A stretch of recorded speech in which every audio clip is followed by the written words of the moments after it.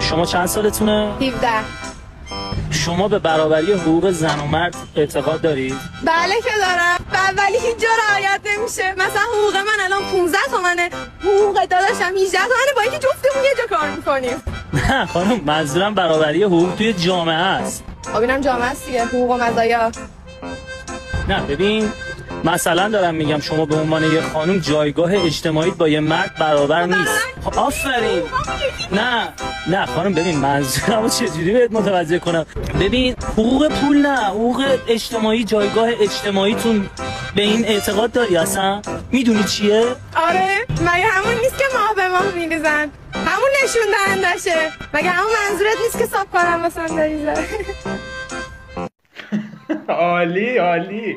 هرچی جلوتر میرفت فانتر میشه. یارو بدبخت داشت دیگه تشنج میکرد. چجوری حالیت کنه خواهر من؟ حقوق اجتماعی نه ماهی